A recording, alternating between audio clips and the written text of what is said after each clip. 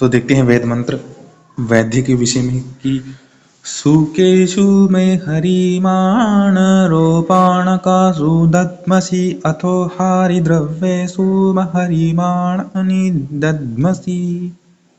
हरिमाण अर्थात वही जो हर ले चित्त आकर्षण व्याधि, अर्थात इससे पहले हमने बताया था कि हरणशील चोरादि जो हमें रोग करते हैं वह दोष, जैसे कि हृदय है, अधिक धड़केगा तो भी रोग है, कम भी, अर्थात वह अपना कार्य जो उसका था कि जो जहाँ तक उसको रक्त पहुँचाना था वह कार्य से वह हट गया तो हरण चोर बन गया। चित्त आकर्षकम व्याधि,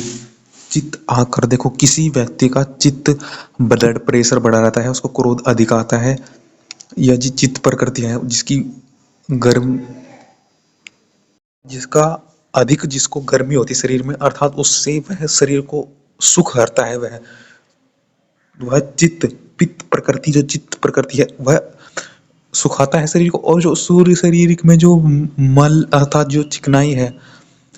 कफ है उसको बाहर निकालता है, उसको शरीर में उसके बाहरी रोग भी हो सकते हैं, उसको अधिक उसके जो उसको मिलना चाहिए था खाने से न्यूट्रिशन वो उसको नहीं मिलेगा, वो मल के उसको अधिक उसका मल उत्सर्जन होगा, उसको अधिक कहते हैं ना कि बहुत पतला सा है कि बार बार मल करने जाता है, तो मल तो चित्त है, चित्त आकर्षण व्याधि, यह व्याधि है, रोग है ये कि उसकी जो उसके सुख हर लेता है। तो ठीक उसी प्रकार तो इसको कैसे करना है, इसको रोपण क्रिया से वैद्य लोग ठीक कर सकते हैं, इससे करना चाहिए रोपणाकासु रोपणम समन्तात् कामयन्ति, था जिस काम के लिए वह लेपन क्रिया लिप्तस्वाषधीषु लिप्तस्वाओषधीषु अर्थात स्व औषधि, लिप्त लेपन अपना स्वयं शरीर पे लेपन, स्वयं की औषधि स्वयं लेपन इत्यादि करें, अपने जो ये अपना करें। लेपन क्रिया का भी एक विज्ञान है कि किस प्रकार से और कैसे करना है, कि जैसे कि ये रक्त के रोग के लिए आपको लेपन क्रिया महत्व है, लेपन क्रिया का महत्व कहा गया है कि रक्त के रोगों के लिए तो लेपन क्रिया करते हैं, जो कोई जिसका शरीर भारी होता है, जिसका मल इत्यादि जिसको उसके लिए कहते हैं कि लेप क्रिया करें, और जो सूख रहे हैं उनके लिए लेप क्रिया करें। तो जो पित्त प्रकृति बहुत रोगों को उत्पन्न करता है, पित्त प्रकृति भी चित्त आकर्षण व्याधि में लेप आदि क्रियाओं से मेरे चित्त को खींचने वाली रोगनाशक औषधियों को धारण करें, अर्थात उस चित्त को हमें नियमित करना है, वह पित्त वह गर्मी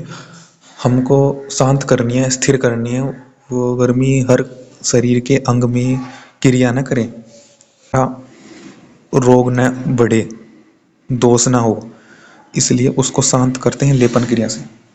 को सब मिट्टी से ही बनाया, तो मिट्टी भी विभिन्न विभिन्न प्रकार की होती है, जिसमें कितनी किसमें कितनी चिकनाहट है, किसमें कितना कैसा है, किसमें कितनी गर्माहट है, उस सबको वैद्य से जाना चाहिए, उसको सबको जानकर ही वैद्य से उसके गुणों को अपने प्रकृति के अनुसार उसको लेपन करना चाहिए, उस प्रकार की मिट्टी को उसकी यथा उचित उसको कहते हैं ना यथा उसे परीक्षण करके उसका लेपन करना चाहिए। सब जितना भी लिक्विड होता है, जितनी भी औषधि होती है वे सब मिट्टी से ही बनती है, अर्थात मिट्टी में इनका पाउडर बनाकर उसका लेप करते हैं, औषधियाँ पहाड़ों में जितनी भी होती है सबका मिट्टी से ही गुण है उसके इत्यादि। तो आप विभिन्न प्रकार मिट्टी हो, तो कुछ रक्त का रोग है तो रक्त जैसा कोई गुण वाला औषधि हो जो उसके जैसे ही चिकनाइट उसको मले,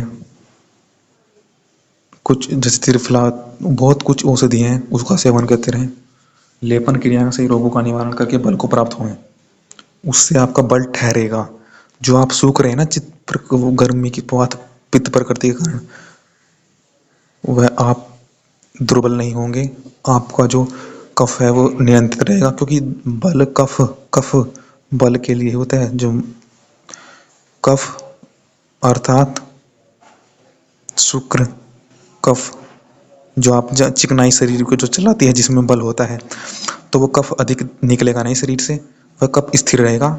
कफ भी आवश्यक है। दही में भी कफ होता है, दूध में भी कफ होता है, अतः थोड़ा चिकनाई चाहिए। ये नहीं कि मोटापे हो जाएं, इसलिए उसको नियंत्रण करने के लिए भी मोटा को थोड़ा लेपन कर सकते हैं, परंतु पित्त प्रकृति के लिए अधिक वह लाभकारी होगा।